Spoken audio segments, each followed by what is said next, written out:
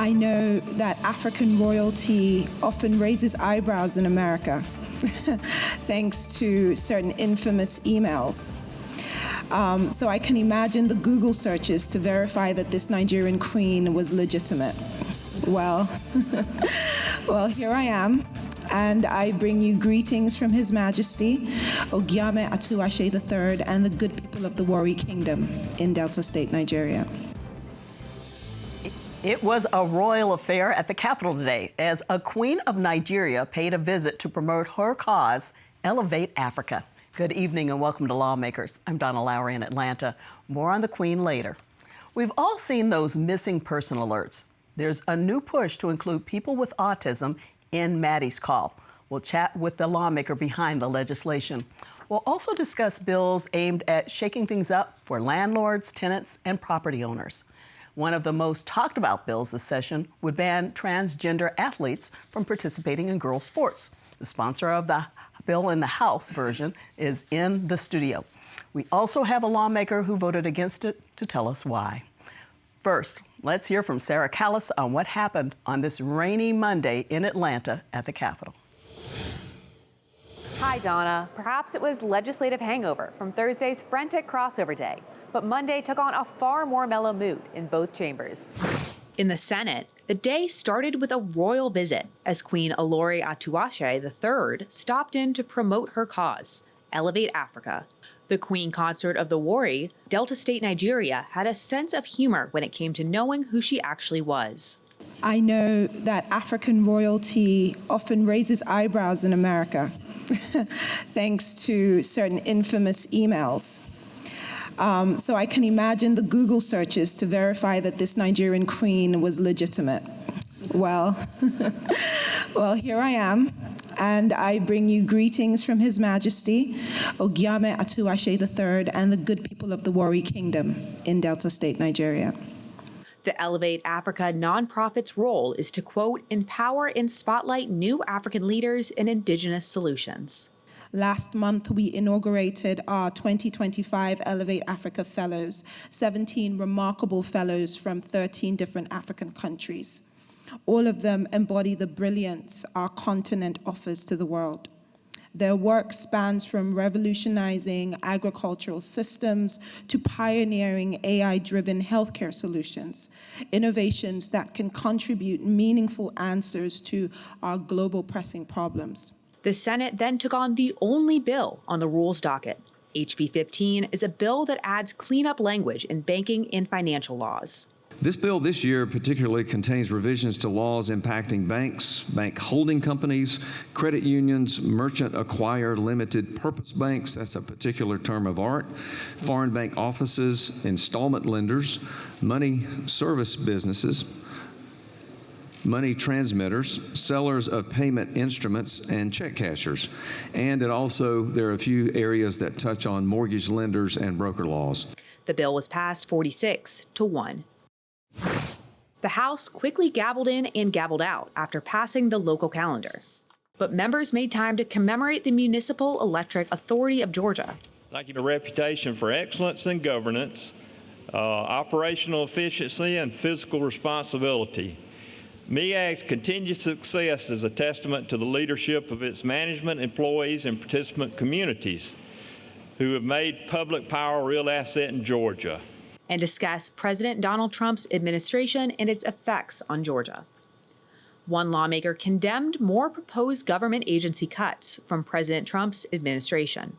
The proposed 87,000 federal job cuts within the VA predominantly affected military veterans, which comprised 1/3 of agency employees.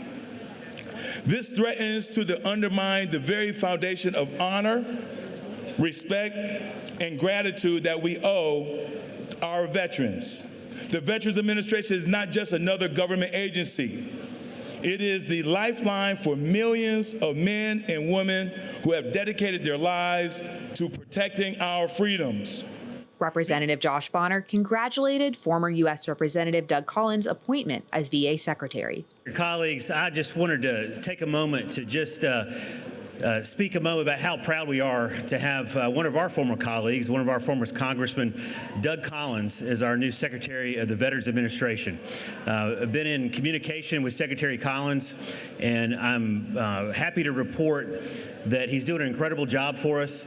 While it is true that we will be finding some efficiencies within the Veteran Administration, the sole purpose of finding these efficiencies is to do one thing, and that's to serve our veterans better. And finally, lawmakers prepared to go trout fishing tomorrow.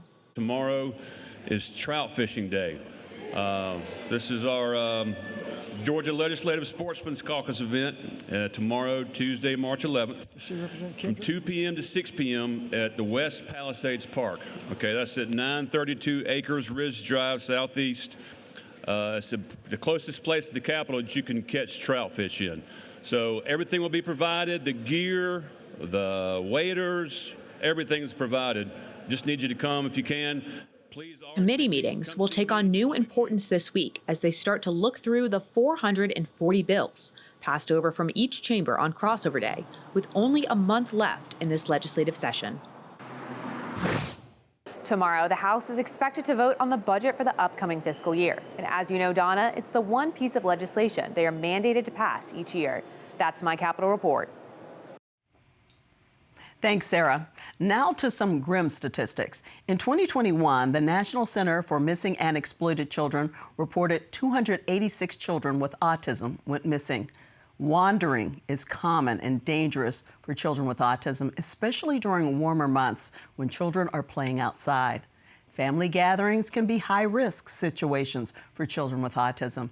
Also, children with autism may be reluctant to come when their names are called, run away from police sirens, or be afraid of dogs. We're going to talk about trying to help families of children and adults with autism and more. Joining me is Democratic Representative Carl Gilliard of Savannah. He's Secretary of the House Creative Arts and Entertainment Committee, and he's on the House Appropriations Committee. And Democratic Senator Donzella James of Atlanta. She is Chair of Urban Affairs and Vice Chair of Interstate Cooperation. Welcome to Lawmakers, to both of you. Thank you, Don. Representative Gilliard, we're going to start with you. What made you introduce House Bill HB 465, the Autism Missing Person Alert System Act? Well, Don, it's a bill that saves lives. My brother, I'm one of 10 children, and my knee brother, my youngest brother, has Down syndrome and suffers from autism. But there's a young lady named Ebony Spencer who has a son who suffers from autism. And those are individuals that are young and adult. This bill is a saving life bill. And the GBI had gotten over 175 phone calls this year for reports of people that were missing. So how could we come up with a bill that would save lives? I think House Bill 465 exemplifies that. And so tell us what the bill would do, because it passed in the House unanimously. It's a unique bill that patterns after Maddie's Law. And Maddie's Law is the disability alert for those that have disabled family members. So this will simply sound the alarm for those that have a family member with autism that's missing. The chances are, through the GBI, that the time frame will be cut down, that law enforcement can have a better sense of finding that individuals because of the way the alert goes out. And with the GBI being the persons that are orchestrating, and I'm sure that we'll have a chance to save lives. And Maddie's Call also is for elderly people too, so it is. It will be encompassing a lot. You favor this law. Talk about it a little bit. Oh yes, I also introduced legislation, Senate Bill 211, that almost was exactly like the bill that passed, but my bill didn't move much in the Senate. The only difference in my bill was that it added a ID bracelet for all the people with autism. They could wear it like the ones that say, I have heart condition or diabetes or whatever. We want one for autism too, because these kids, I have a grandson that has autism. I have only 2 grandsons, so his big brother was a genius and doing great, and he's 7 years younger, and he's still at Douglas County schools, but he's different. He was nonverbal until he was 7, But when I think parents are often in denial. And so by the time my son and his wife knew something was wrong, the Lieutenant Governor Casey Cagle and I got an opportunity to introduce legislation so that insurance companies could pay for the screening for children from up to 8 years old. I wanted to make it up to 12, but they made it up to 8. So we found out. And when I found out that when I just helped my grandson, was thousands and thousands of children right here in Georgia. So yeah, so I'm working very hard on that. Early screening is important, I know that. And so I know you'll be supporting his bill when it comes over the Senate. That's where it is now. Absolutely, and I'm very honored that he asked me to carry it when it got there. And I'm trying to talk him into putting just that little bracelet on there so that we would be able to also have another way, and everything that we can do to help our autistic young people. Because my mother taught special education in Atlanta Public Schools, and the kids are so misunderstood. Yeah. And she wants to make sure that we take care of them. Well, let's hope that we get unanimous in the Senate, too. But I want to talk to you real quick about a couple other things. Several years ago, for several years, you fought for tenants' rights, and you have SB 106. It would repeal the current law to place restrictions on rent regulation by local governments. Tell us about it briefly. That bill is the rent control bill. Yeah. And the state of Georgia has prohibited any rent control.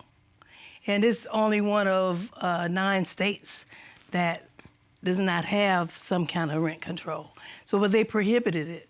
So I want to lift that prohibition and let local control happen with the cities and the counties. Because after Mr. Chair he was the chair of the Black Caucus, and he sent us to all the HBC schools, and I had an opportunity to talk to so many students that were having problems finding somewhere to stay.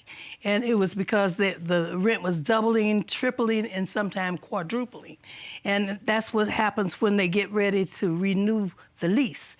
And then I found out it's not just the students, it's our seniors who are now needing to go get a smaller house. It's the veterans who are coming back and want to rent something close by. So we have a real serious problem with the escalating rent.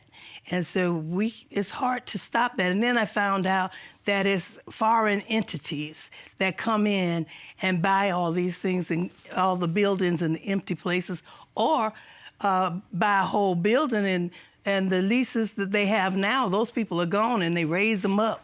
Okay. So we need to put this prohibition.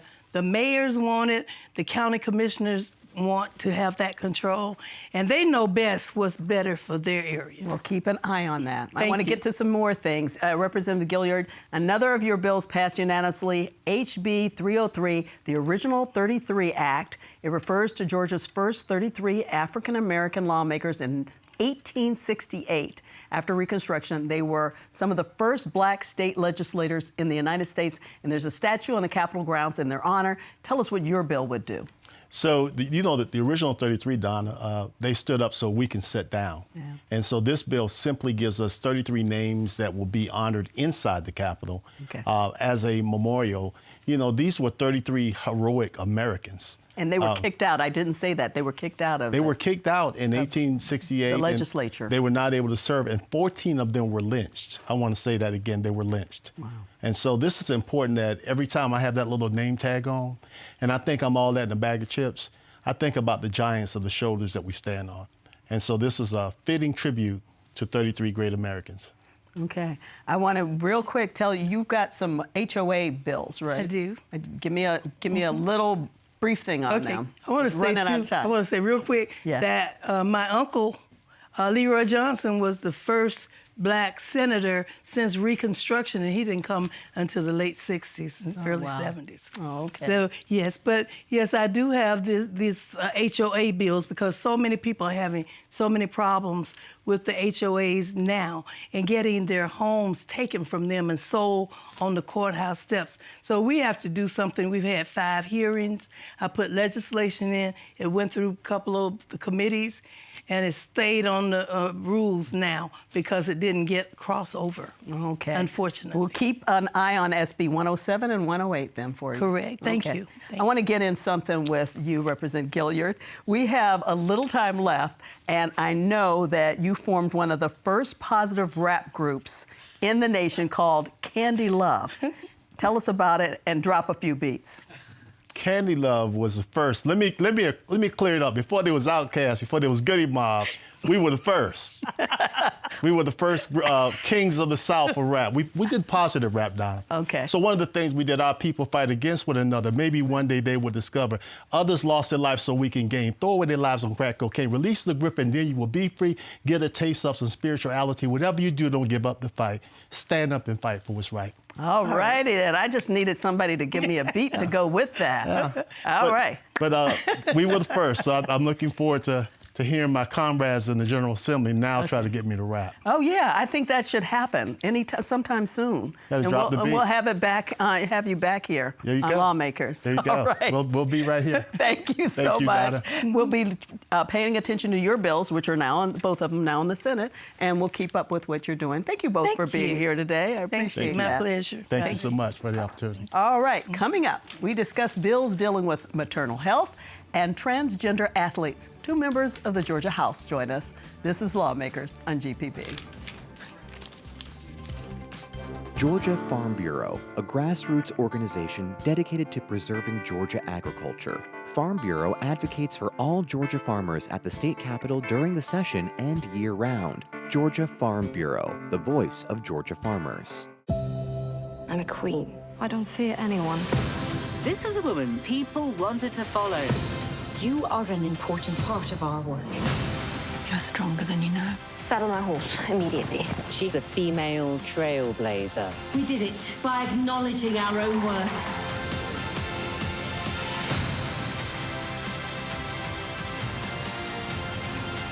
Oh, please, do continue.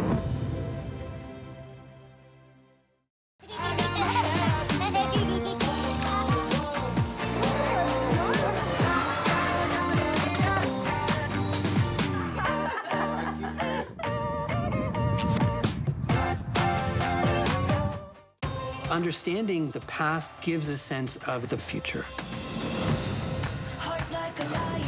This is the first time that anyone has seen this in 2,000 years.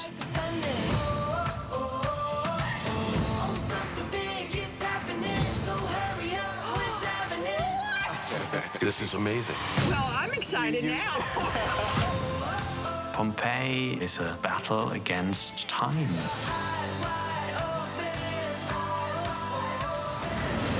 You think I'm joking, but look at this. It did really happen. Don't let anybody tell you who you are.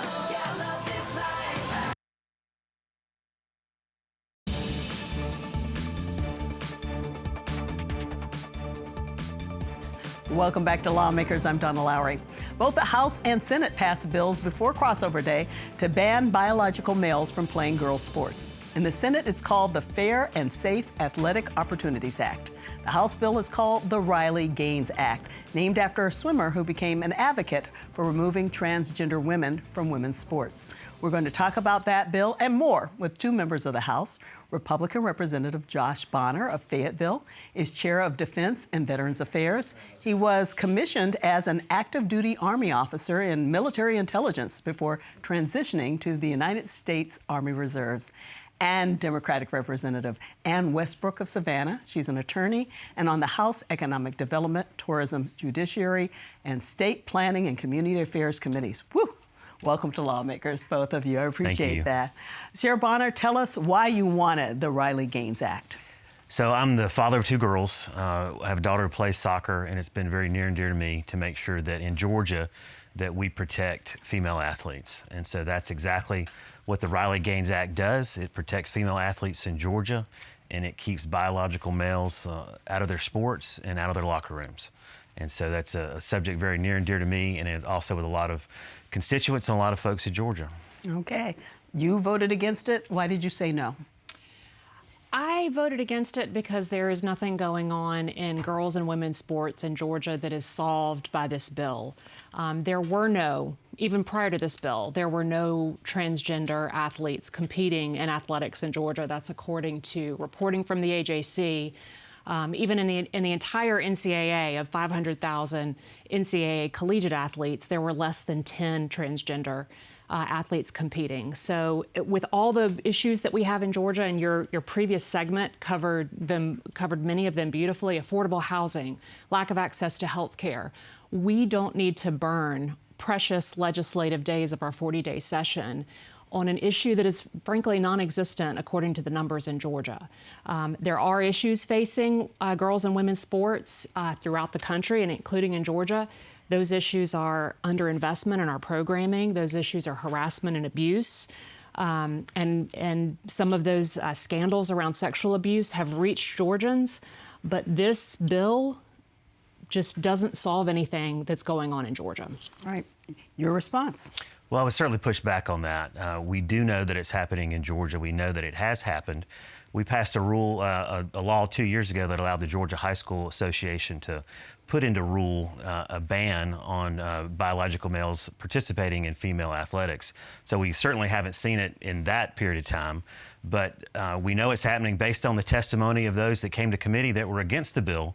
A number of those folks said that they did participate in female athletics. And I would push back to say, even if it's just one, who wants to sacrifice their daughter on this altar of ideology when we don't have to?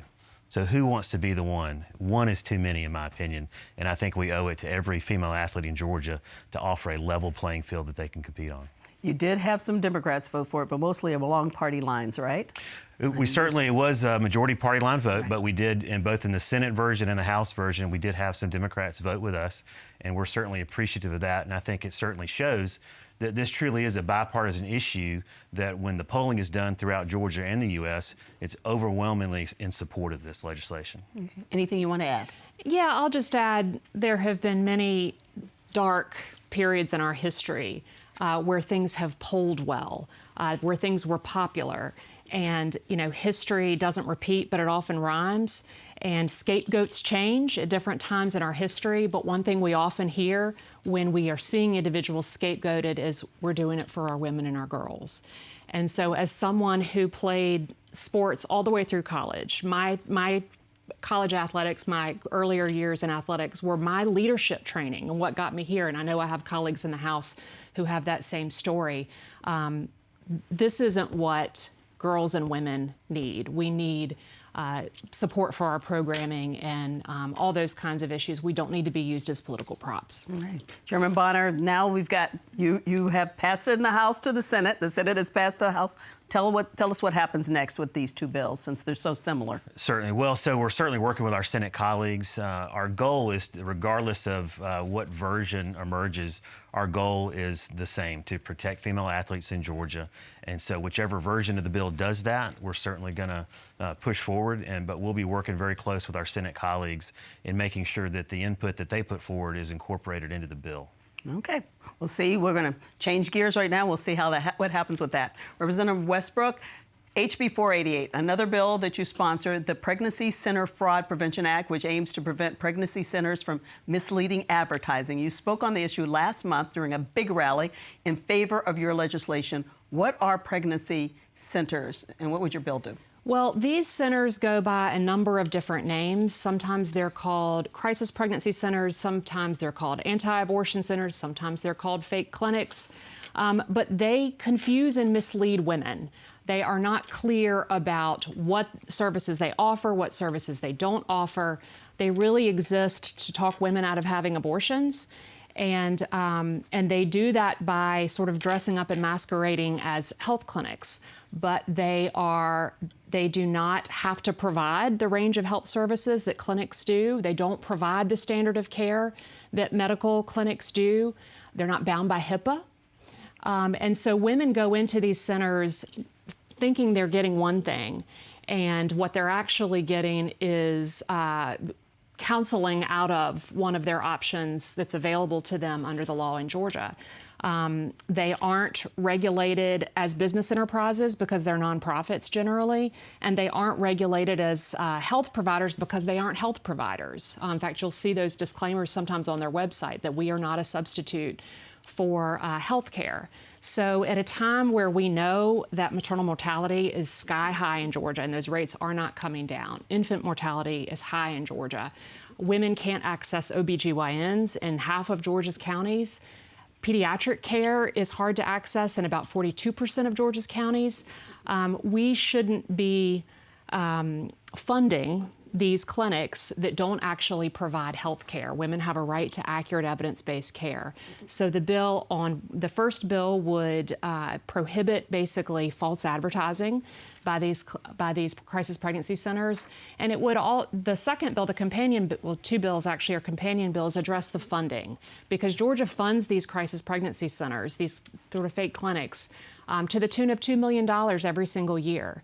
And given the state of women's health care in Georgia, Georgians have a right to ask whether that's the highest and best use of their tax dollars. My bills would redirect that funding to an evidence-based home visiting program that's already being used in Georgia, and it's getting better outcomes for moms and babies. Okay, nothing passed for crossover day, but it's still alive. That's and right. We'll see what happens next year, because it's a biennium. I'm going to change gears a little bit. You spoke on the floor today. You praised Georgia Congressman Doug Collins, who is the new Secretary of Veterans Affairs. Tell me what you learned about what he's planning. Well, as all of our state agencies or federal agencies are doing now, they're looking at how to find efficiencies in government. And the Veterans Administration is one that routinely constituents of mine and folks from all over the state of Georgia, veterans, don't have great experiences with the VA. It's a very bloated and inefficient agency. And so what Congressman Collins, Secretary Collins, is doing is seeking to find efficiencies in that. So he's not making any cuts to the frontline workers that provide the service, but a lot of the administrative and back-end work, all the things where the process has been kind of gummed up for veterans. And so the overall goal of finding those efficiencies is to make sure that the veterans receive the benefits they've already earned and receive the best health care that they can. Okay, we'll keep up with all of that. I'm going to get one more bill in for you. You have another of your areas of interest is maternal health care. And with House Resolution 274, it would, you want to allocate more money to actually $2 million more to the Georgia Pregnancy and Early Childhood Home Visiting Program. Tell us about that. And we're running out of time, so I'll be quick, yeah, because I kind of covered this a little bit already. Yeah. This is basically just reallocating those dollars. Instead of sending $2 million every single year of Georgia taxpayer money to clinics that don't actually provide health care, let's redirect that. Let's direct that to this home visiting program that is already established. It's serving women and babies in rural Georgia, and it's getting great outcomes. Okay. And you had a veterans bill. Tell us about it. So there's a number of veterans bills that we got passed. In fact, Representative Westbrook and I are co-signed a veterans bill together. So there are ways we can work together for our veterans. But one in particular that I'd like to highlight is the SAVE Act. It is a bill that regulates the claims consultant industry. These are the companies that come in and help veterans assemble their packets to apply for benefits and get them that much faster. We provide a regulatory framework for those companies that allows them to operate in Georgia, regulated, and it allows a veteran to get those benefits that much faster. And how did your bill do? So it passed over to the Senate, and we're hoping to have a hearing this next week in the Senate committee. Who's carrying it for you?